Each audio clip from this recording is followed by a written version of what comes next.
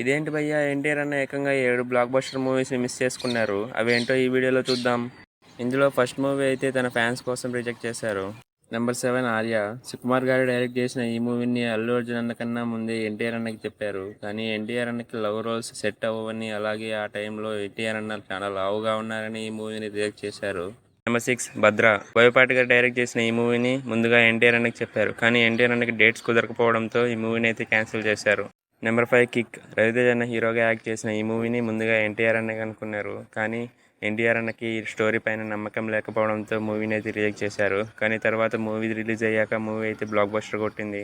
Number 4 శ్రీమంతుడు. మహేష్ అన్న హీరోగా act చేసిన ఈ మూవీని ముందుగా ఎన్టీఆర్ అన్న అనుకున్నారు. కానీ ఎన్టీఆర్ అన్న బిజీ షెడ్యూల్ వల్ల ఈ మూవీని అయితే రిజెక్ట్ చేశారు. నెంబర్ 3 ఎవడు. రామ్ చరణ్ అన్న అలాగే అల్లు అర్జున్ అన్న హీరోగా యాక్ట్ చేసిన ఈ మూవీలో ముందుగా ఎన్టీఆర్ అన్న అనుకున్నారు. కానీ ఎన్టీఆర్ అన్న బృందావనం మూవీ షెడ్యూల్లో బిజీగా ఉండడంతో ఈ మూవీని అయితే క్యాన్సిల్ చేశారు.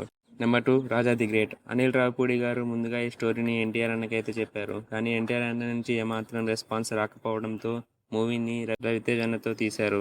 నెంబర్ 1 ఊపిరి. ఈ మూవీని ఎన్టీఆర్ అన్న తన ఫ్యాన్స్ కోసం అయితే రిజెక్ట్ చేశారు.